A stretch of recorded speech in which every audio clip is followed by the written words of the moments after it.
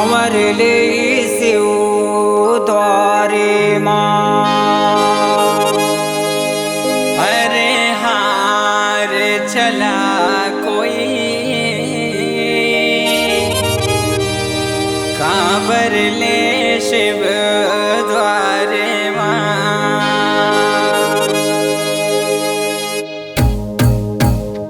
अरे हारे चला कोई कांवर ले शिव द्वारे माँ। अरे हारे चला कोई कांवर ले शिव द्वारे माँ। अरे हारे चला कोई कांवर ले शिव द्वारे माँ। अरे हारे चला कोई कांवर ले शिव द्वारे माँ।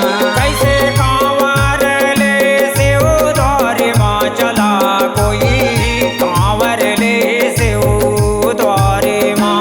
कैसे कांवर ले शिव द्वारे माँ चला कोई कांवर ले शिव द्वारे माँ। गोहरावे हरे हारे गोहरावत भोलेनाथ चला कोई कांवर ले शिव द्वारे माँ।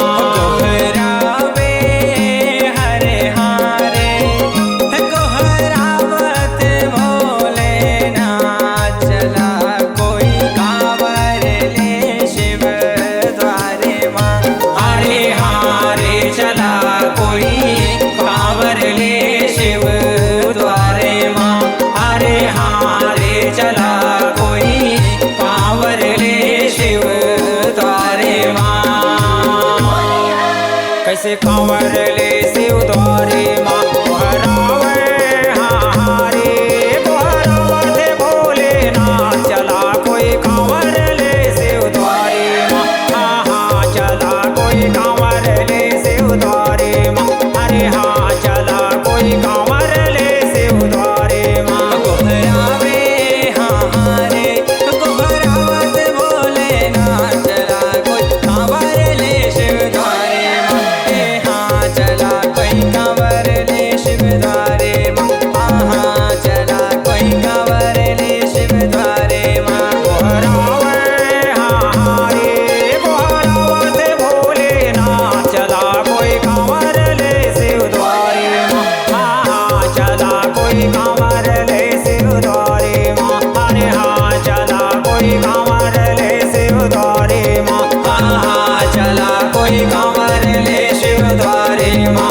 अरे हाँ चला कोई कांवर ले शिव द्वारे माँ। हाँ चला कोई कांवर ले शिव द्वारे माँ। जी हाँ, हर सुर में छुपा है एक कहानी, संगीत का जहां है ये दीवानी। तो चले आइए MSR म्यूजिक बंजी में रचने अपनी नई कहानी।